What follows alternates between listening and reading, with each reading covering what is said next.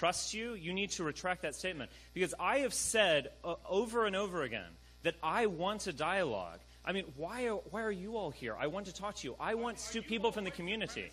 Are you all believers in our extreme ideology? Will you retract that statement? Will you correct yourself? I have personally not done that. My people are handing out tickets as we speak. And we will absolutely hand them out to anyone who in good faith wants to hear me. In fact, if I were merely preaching to the choir, these we'd get kind of boring. I like the Q&A. That's why I'm here. It doesn't make sense for me to come and have an private alt-right gathering at a university. No. I have asked you to make a correction, sir. You need to make a correction so that your viewers will trust you going forward. You made a substantial error in your reporting. Why is this a problem? All you have to do is tweet something out or say that right here. Were you wrong? You don't. I just answered your question. Were you wrong?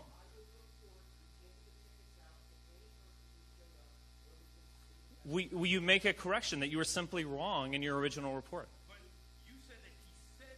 I've never said that.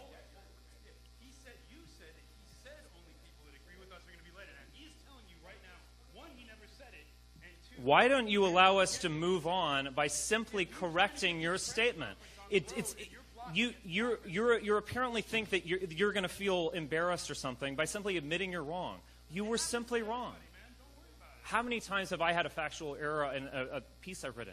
Hundreds. Just do it. Were you wrong or not, Kerry? Exactly. Why don't you just simply say that you misreported something that was actually a substantial error on your part? And out of ignorance, you did that. Why don't you just correct the record? At the time you reported, that is absolutely false. I was asked that question by many journalists, and I've always answered it the same way. You didn't do substantial research, which is okay. People make mistakes, Kerry, but big people correct them.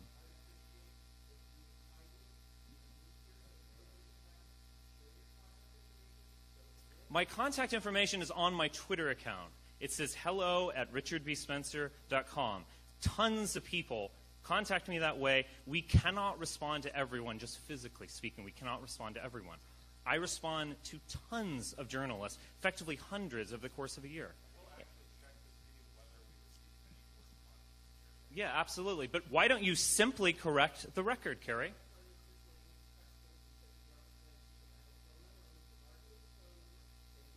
Preston? Wigington? He doesn't represent me. What are you talking about? How does he represent me? He's a man in Texas who invited me a year ago to a speech. You're quoting him as if he represents me? You didn't contact me. You contacted someone else in Texas, and you misquoted me on the Today Show. Why can't you simply correct the record? We're all waiting, Kerry.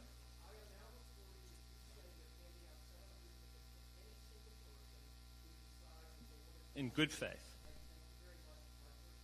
Well, your report was originally wrong, I guess. But I'm going to move on to someone else. So anyone else? Yes, ma'am.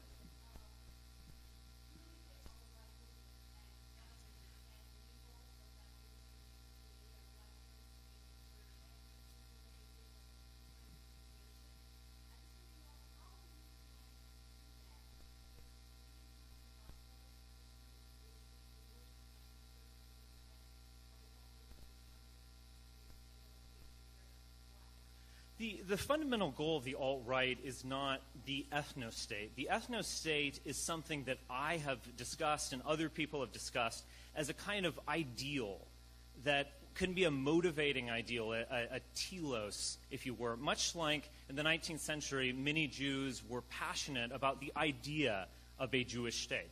And many people called them crazy at the time. That's impossible. But they had this overarching goal, and history presented an opportunity for it to happen. I would say not everyone in the alt-right even agrees with my concept of the ethno-state, but I would say that effectively everyone in the alt-right agrees with the notion that a racially or ethnically defined state, a nation state, is justified, that it doesn't need to apologize for itself, that it has the right to be. Could someone get me some water? Thank you.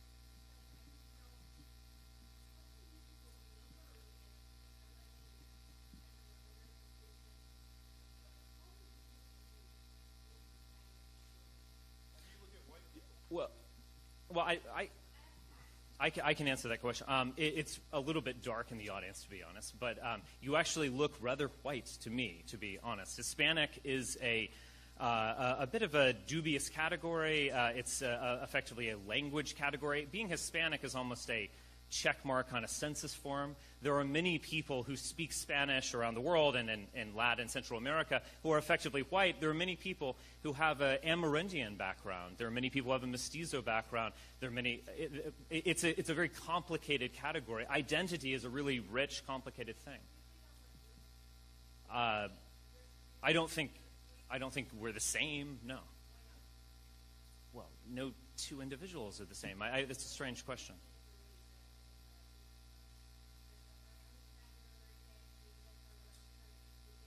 No, we're not white supremacists. Where did you get the word white supremacist from? Okay. Absolutely, I'm not a white supremacist. I've answered that question probably literally 1,000 times at this point. I've always said no. Do you ask the same kind of questions to Puerto Rican nationalists? You know there's a Puerto Rican nationalist movement. No, Yeah, wait, thank you. Hold on. There's a Puerto Rican nationalist movement,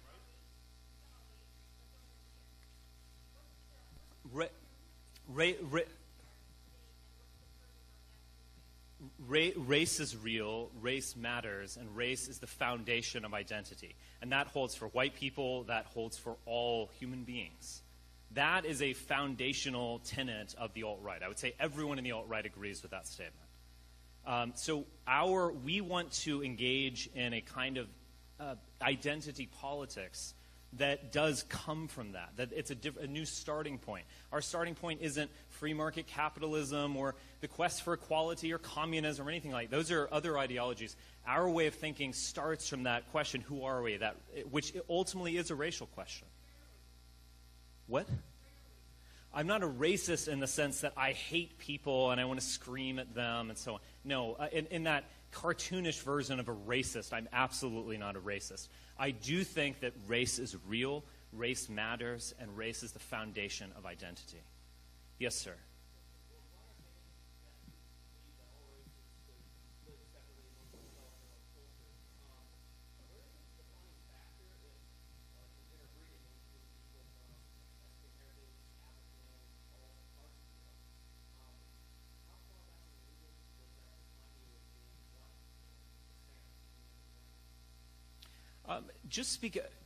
All concepts, you could say, have fuzzy borders, and all concepts, there are exceptions to the rule. But that doesn't mean that the concept isn't real. There are, of course, people who have mixed heritage. There are some, odd questions like the Armenians or something like this, where people kind of exist in two realms. There always will be those things. But that doesn't mean that there isn't an obvious core stock of white people around the world that you could connect with Germanics, with Latins, with Celts, with Slavs, with Mediterraneans and Latins. There's a group of families that make up a broader race and civilization that is the white race. And I don't know that this is really a question that we need to get into. I mean, I know exactly what Mike's about to say, which is you never ask a question to a black person, are you black enough? Is that what happens is that this question, you can speak. This is a question that we always get asked, and essentially what this is I'm Mike Enoch from The Right Stuff. Yeah, it doesn't matter if you don't know who I am, it's fine. My feelings aren't hurt. So this question it's essentially a purity test, and the idea of this purity test is to try and attack white identity and break down the concept of whiteness. And you don't, and I would take it more seriously if some of the people that ask this question when Black Lives Matter gives a press conference, if you said, how do you define black? How far back in the lineage do you have to go for someone to be black? There are mixed black and white people. Do you define them black, etc.? But no, it's only asked to us, and the reason it's only asked to us is because it's an attempt to attack and break down our identity. I don't think we're actually obligated to answer it, but I think Richard's answer was good. But essentially, I consider this a unfair, motivated question that is not attempting to understand our views, but is attempting to attack and break down our identity. That's what I think of the question. So, if you have yeah.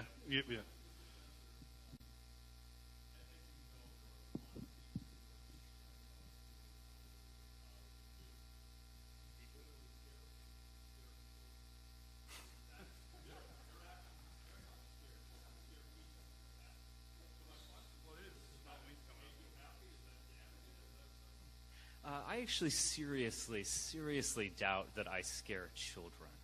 But in terms of, I don't think children are going to listen to a lecture of mine and be frightened or terrified. Did I do that? Really? Really fascinating. What? That's your assumption? That I engaged in violence in Charlottesville? Did I inspire violence in Charlottesville? Is that what you're implying, sir? What are you implying then? No, go ahead, say it. No.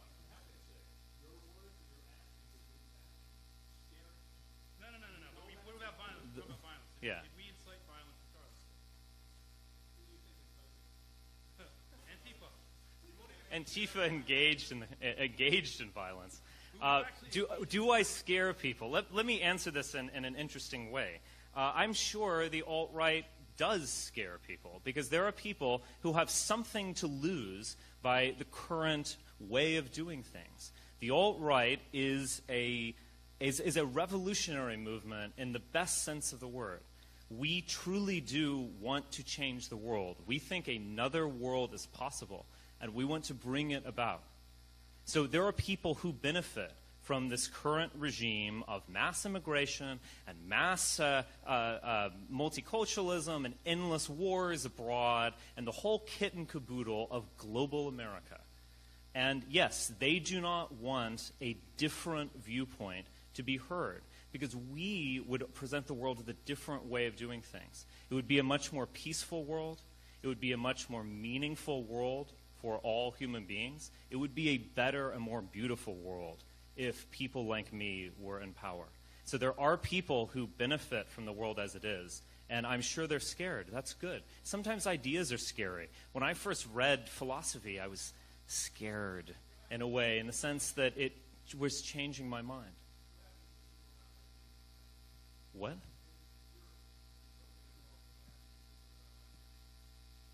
Nothing. I mean, I don't know. Why do you... You seem to... What happens to them? What's the assumption behind your question? What assumptions are you making? No, but it seems like this motivated. Like, let's fucking be honest here. What are you assuming when you ask that question? Their own country. They have their own countries right now. They have their other people who don't look like me. I assume you're saying who are non-Europeans. They already have their own sovereign states. What's the issue? Am I talking to preschoolers? You just ask where? Did you literally just ask that? Where there are sovereign countries for non-white people? You literally don't get out much? I mean, they're already there. They have their own countries. How is this conceivably controversial? It's so bad there that, like, it's impossible for you to... Yeah, wait. Look... White supremacists that you think it's so terrible to live in a non-white country? I mean, what's there's something that's so amazing about white people that you just assume everybody wants to live with them?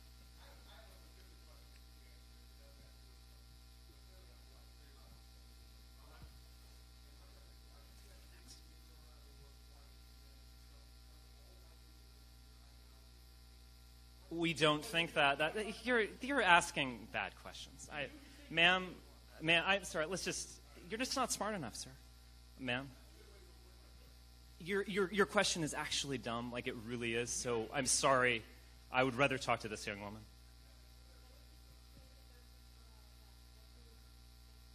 And the concept of an ethno-state. Well, I could explain it in two ways. There are certainly ethno-states that exist right now. The state of Israel is an obvious one. It is a Jewish state, defined. But you could even say that a state like Poland is effectively an ethno-state, even if it's not an ethno-state in the letter of its constitution, that they understand themselves as a Polish Catholics are here, and they make up the overwhelming majority of the population. That is one way of understanding an ethno-state. I have also described an ethno-state in a kind of headier way that calls upon Zionism, and that is an ethno-state for the future that would actually be open for all white people. So it would be open for Scotsmen, it would be open for Italians, it would be open for Russians and white Americans. So it would be something similar to Zionism. The Jewish state of Israel is not just a state for those people in the Middle East. It really is a state for all Jews around the world. And Jews, many Jews, perhaps most Jews around the world, understand it as such. So there are two ways. Again, there are ethnostates that exist right now, in name or without the name. But I have talked about a kind of futuristic ideal of an ethnostate for the future that doesn't exist, but could be a goal for the future that we can think about. Yes, ma'am. I think ultimately Charlottesville was good for our movement, but that doesn't mean that there weren't bad things that came along the way. Obviously, one bad thing is when anyone loses their life at what was planned to be a peaceful gathering of speeches and demonstrations. We don't want anyone to get hurt, and we certainly don't want anyone to lose their life. That was a bad thing. But another bad thing that has been underreported is the patent suppression of free speech by Mayor Mike Steiner and perhaps the governor, Terry McAuliffe. They issued a state of emergency order before the event took place, before any violence took place. And then they sent militarized police officers to clear out Lee or Emancipation Park and, in fact, force everyone there who was quite peaceful onto Market Street, where they engaged in fisticuffs and all sort of mayhem with Antifa. They did the opposite of their job. They didn't maintain law and order, and they actually inspired chaos. That was a terrible thing. But the fact is, Charlottesville was ultimately a good thing in the sense that leaders did nothing wrong. We went there to speak, and we were prevented from speaking by a terrible mayor. We learned a lesson. But the fact is, there aren't going to be just simple, easy victories. Everything's a struggle. I thought this college tour was going to be easy, that we'd call people up, and I would come and speak to students. The fact is, it has been difficult. There are roadblocks at every place along the way. And the fact that we keep moving forward, that even under oppression, we keep bringing our views to the public and communicating them with people like you, that shows that it was a victory, that we are persevering.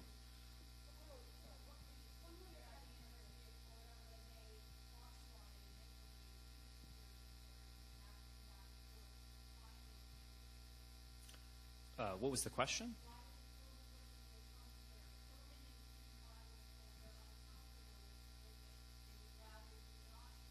I think the fact that someone might be uncomfortable with someone who is talking about ideas, that seems to be actually a justification for me to be here.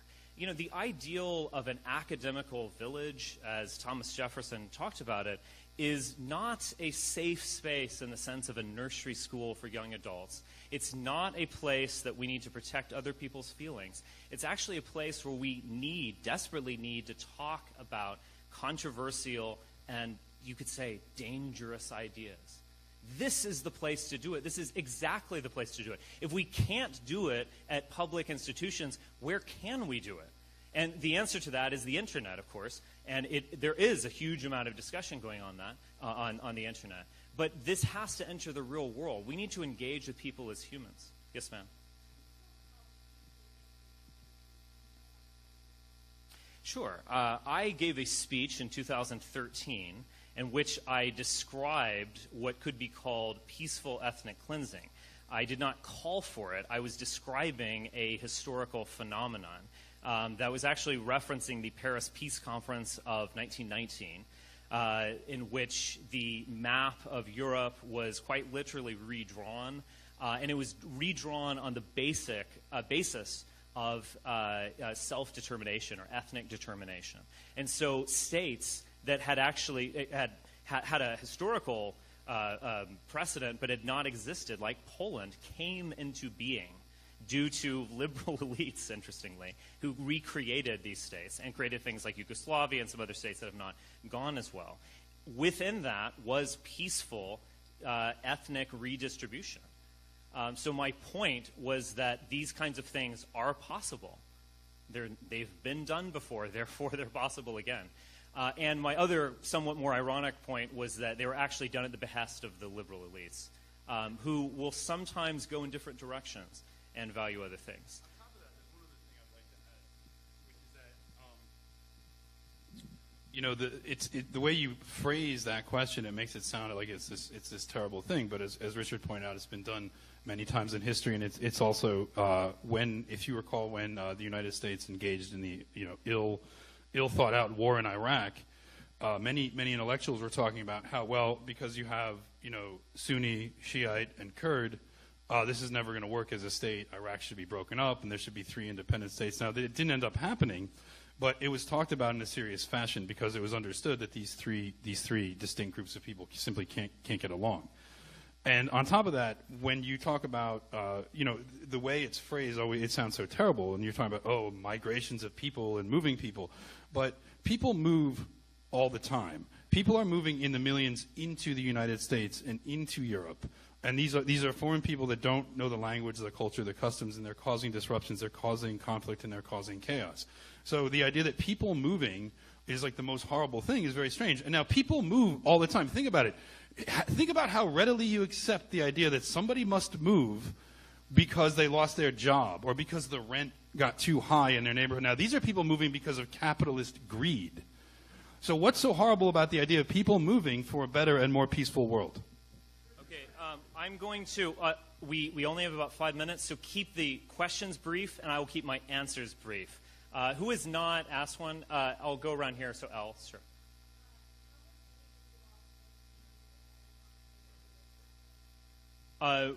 We've spent roughly $10,000 for the security and rental fees. We've obviously spent more than that in terms of travel and other costs.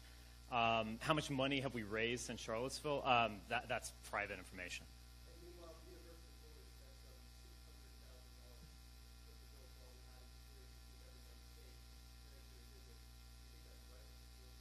It's absolutely right. This is the free speech issue of our day. And I am very happy that President Fox has stood behind us and allowed this to go through. And I'm very happy with all of the security professionals and all of the administrators whom I've talked to who have been entirely professional and who understand the necessity of doing this. You cannot say that, we all love free speech, right? It's so cool. And then someone says something controversial, I'm like, ooh, that's too expensive.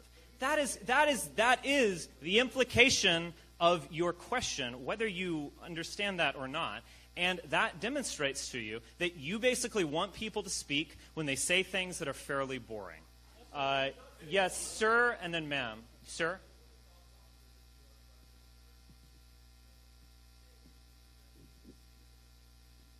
I don't know what his motivations are, but the fact is he stood behind us and allowed this to go forward. So I don't really have any major complaints. He can express his opinions. Free country. Ma'am.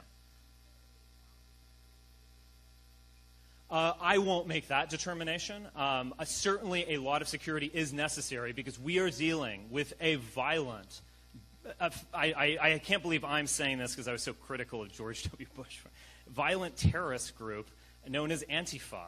And I do not believe that I am overstating the case by calling them that, because they explicitly talk about using violence in order to shut down speech, in order to deplatform people like me and all sorts of other people.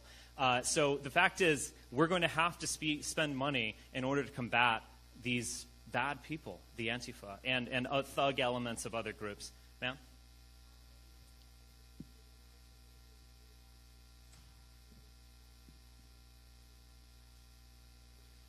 I think identity is necessary not just for white people. It's necessary for everyone around the world, and it's going to come into being due to this experience that we're all living through, which is that of mass immigration and globalization. So it is relevant to everyone. And also, it is an idea that they don't hear in class. I am bringing ideas that are not being taught in this stifling PC academic environment that we all live through, and that is a very good thing. Sir? No, not you. The person behind you. Sit down. It's Carrie. Carrie. No, Carrie, sit down. Sir, why don't you contact Preston Wigington? Yeah, sir.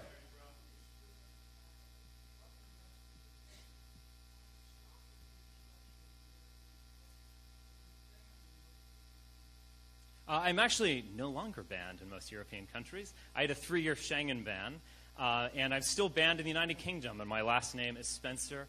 It's a great irony. The fact is, we're going to have to, in a way, liberate Europe. We're going to have to liberate Europe from some of these PC laws and terrible leaders like Angela Merkel and others who are destroying Europe. It's an irony. It's a strange thing, but it is what it is. I already asked a question. Do you got a question? Oh, no, you didn't. Okay, real quick. 1 minute.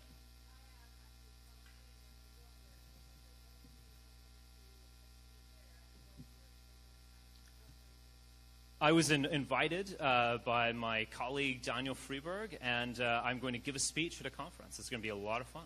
Real quick, sir in the back, then you.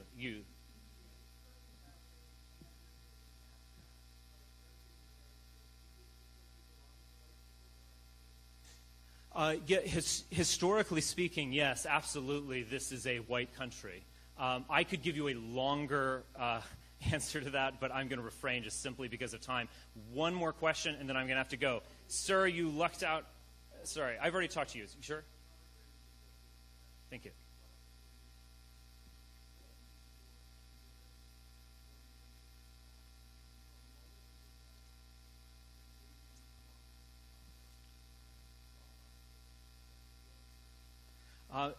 Maybe that moment was in the womb.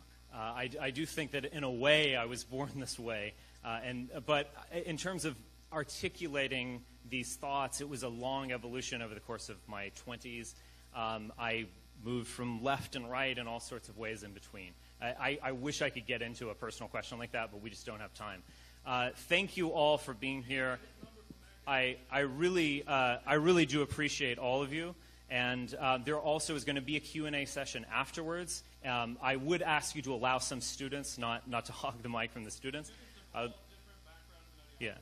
But I will also, I'm certainly willing to talk to each and every one of you with maybe some exceptions later.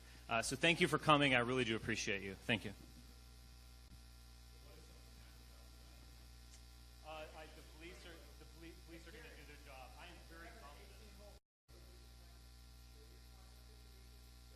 My contact information is on my Twitter account. It says hello@richardbspencer.com. Tons of people contact me that way. We cannot respond to everyone, just physically speaking. We cannot respond to everyone. I respond to tons of journalists, effectively hundreds over the course of a year. Yeah, absolutely. But why don't you simply correct the record, Kerry?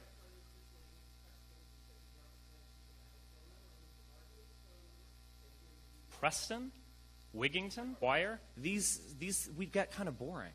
I like the Q&A. That's why I'm here. It doesn't make sense for me to come and have an alt-right, private alt-right gathering at a university. No. I have asked you to make a correction, sir. You need to make a correction so that your viewers will trust you going forward. You made a substantial error in your reporting. Why is this a problem? All you have to do is tweet something out or say that right here. Were you wrong? You don't. I just answered a piece I've written. Hundreds. Just do it. Were you wrong or not, Kerry? Exactly. Why don't you just simply say that you misreported something that was actually a substantial error on your part? And out of ignorance, you did that. Why don't you just correct the record? At the time you reported, that is absolutely false. I was asked that question by many journalists, and I've always answered it the same way. You didn't do substantial research, which is okay. People make mistakes, Kerry, but big people correct them. Trust you, you need to retract that statement. Because I have said over and over again that I want a dialogue. I mean, why are you all here? I want to talk to you. I want people from the community. Will you retract that statement? Will you correct yourself? I have personally not done that. My people are handing out tickets as we speak, and we will absolutely hand them out to anyone who in good faith wants to hear me. In fact, if I were merely preaching to the answered your question, were you wrong?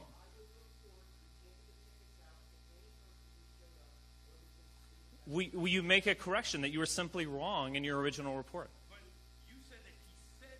I've never said that. You said that he said only people that agree with us are going to be let in. And he is telling you right now, one, he never said it, and two. Why don't you allow us to move on by simply correcting your statement? You apparently think that you're going to feel embarrassed or something by simply admitting you're wrong. You were simply wrong. How many times have I had a factual